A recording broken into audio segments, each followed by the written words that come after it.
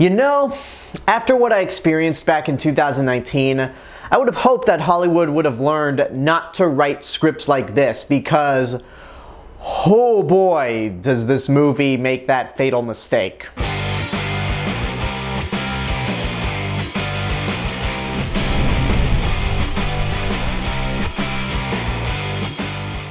Hey everyone, it's Alexander, the real Mr. Robinson. Welcome to the channel, and this is my review for Don't Worry Darling, which is the second feature film from Olivia Wilde after making her directorial debut with Booksmart. And this movie stars Florence Pugh, Harry Styles, and Chris Pine. The movie takes place in this perfect suburban neighborhood, which looks like the 1950s. It's called Victory, and our main character is Florence Pugh, who plays a woman named Alice, married to her husband, played by Harry Styles.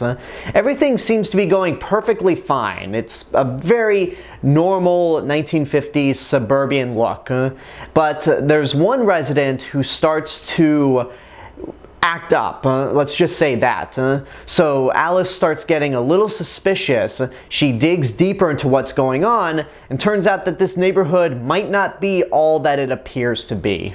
The less said the better, although I'm going to be spoiling this movie at the end of the review, so just hang tight. There's been a lot of buzz surrounding this movie.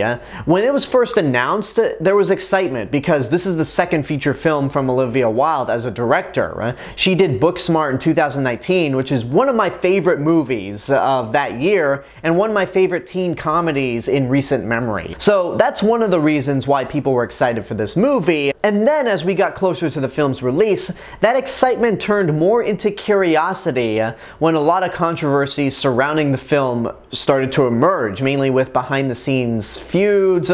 There's like a rumor that Harry Styles spit on Chris Pine, which I don't buy for a second, but the fact that people are so obsessed with all the controversy surrounding this movie is pretty entertaining.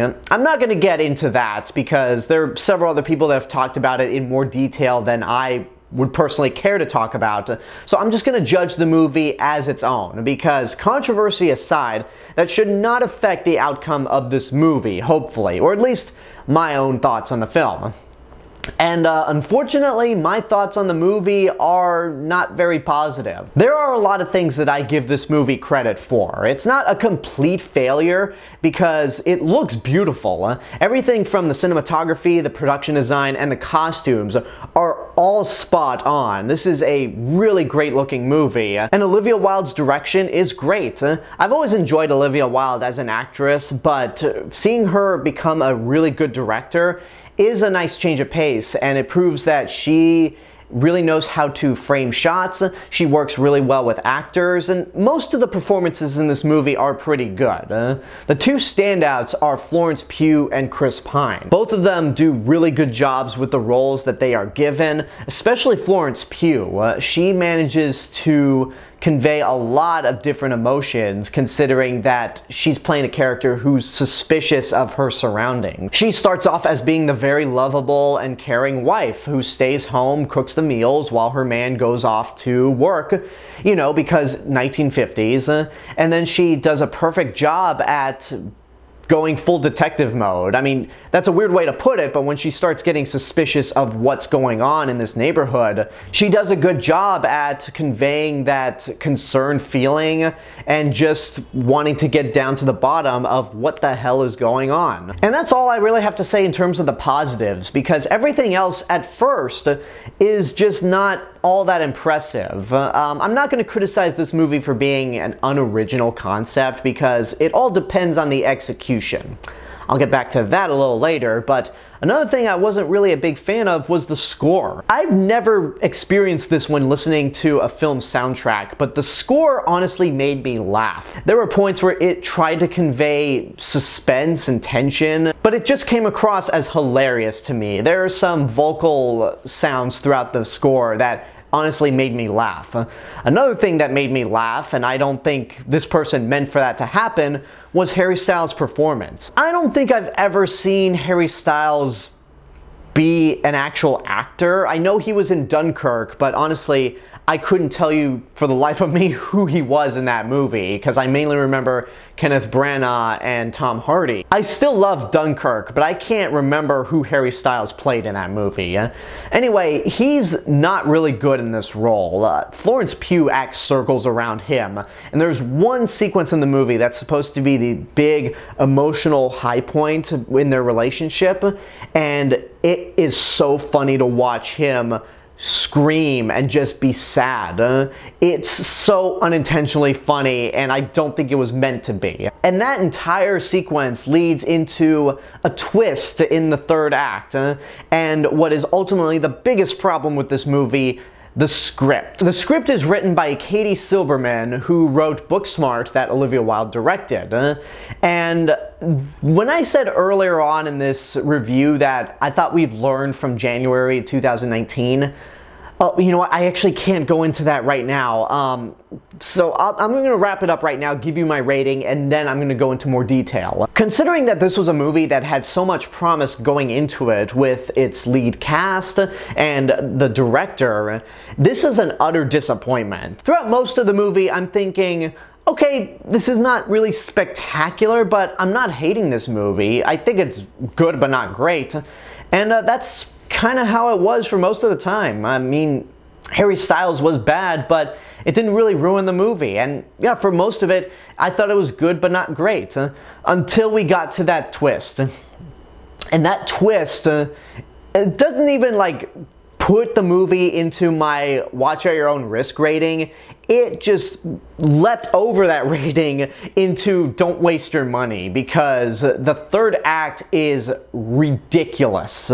And that's where I'm going to go into spoilers right now. So that's my rating. Don't waste your money. Now, if you haven't seen the movie, you might want to just cut to the end of the video right here. You can use this timestamp in the description below. Anyway, here we go. Just in case you don't want to know about spoilers, just skip ahead.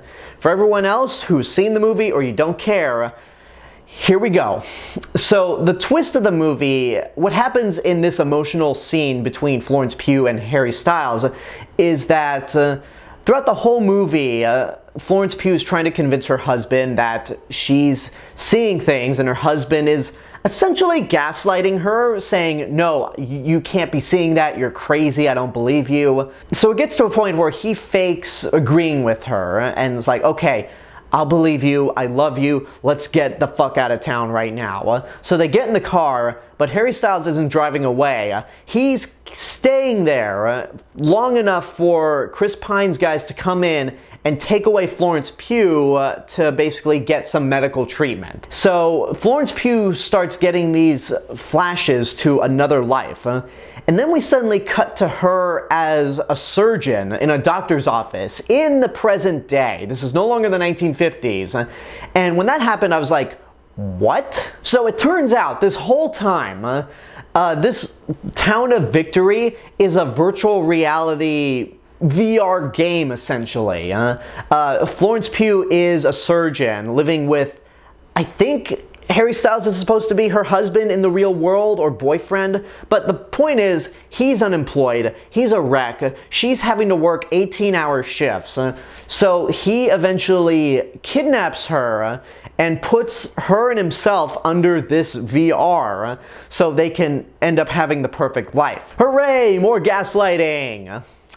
Anyway, the movie continues to play out. Florence Pugh's character in the VR simulator has returned to the town, feeling great, but then she starts having these flashbacks again, and she confronts Harry Styles about what happened. And he says it's all for her, that he wants to give her the best life, and she pretty much tells him, you took away my life. I get the themes that this movie is trying to go for by gaslighting women and basically taking away their independence, which we're seeing a lot of that in our current political climate. I get the themes that this movie's trying to convey, but this whole notion of a VR simulator is so stupid. And when I mentioned January of 2019, I was specifically referring to the Matthew McConaughey and Hathaway movie Serenity, where Matthew McConaughey is a dead soldier who's living in this virtual reality game that his son created. Go watch the review for that movie. This movie reminded me so much of Serenity, and I honestly can't decide which is worse, because Serenity comes out of nowhere. That twist comes the hell out of nowhere. And has no build up to it at all. This movie kind of has a build up. It has moments where you're kind of suspicious of what's going on, but I didn't expect a virtual reality world from it. And even though that movie had Matthew McConaughey, Anne Hathaway, Jason Clarke, and many other great actors, I think this one had more potential going into it, because I don't think Serenity was even on anyone's mind until people saw it and started talking about how bug nuts insane it is. This had more potential considering that Olivia Wilde made such a splash with Booksmart. And this movie also doesn't even have an ending. There's a big chase where Florence Pugh kills Harry Styles in the VR world, which ends up killing him in real life. So she runs, heads to the big, base on top of a mountain. It's very video game-esque. And the movie just kind of ends. Some people would argue that the ending to this movie is to keep audiences guessing and come to your own conclusions, like Inception. I'm sorry, but Inception actually ended. It had a conclusion that the movie was building up to, so it actually had a finale, but there was that spinning totem that made you think, is Leonardo DiCaprio in the dream world or is he in reality? At least the main plot of that movie ended. And if you take a movie like It Follows, that movie also ended in a way where the audience can interpret the ending, but at least it actually had a conclusion. And to drive the point back home, Serenity actually had a conclusion as well. As terrible and as out of nowhere as that ending is, it had a conclusion. This movie does not. It just ends. And when the screen went black, I thought to myself, that can't be how it ends. And then, directed by Olivia Wilde, I don't know. I mean, I think this might be slightly worse than Serenity. Just like I said, there was more potential going into it. But at the same time, I don't hate it. It's not good, but there are things that I admire enough to where I don't flat out hate this movie. So this is a disappointment, a major disappointment, but I'm not going to be on the bandwagon of, oh, Olivia Wilde's a terrible director or whatnot. No, she made one movie that everyone loves, and then one movie that not many people are liking. So I'm willing to give her another chance as a director, but this right here, it's just terrible. And there you go, that's my review for Don't Worry Darling. I hope you enjoyed it. And now I want to know what you guys think about the movie. If you've seen it, what did you think? Make sure to like the video, subscribe to the channel, and hit the bell button to get notifications. Don't forget to follow me at Facebook, Twitter, Instagram, go check out my Twitch channel, and support me on Patreon. I'll see you guys in the next video, but until then, have a good day, and take care of yourselves.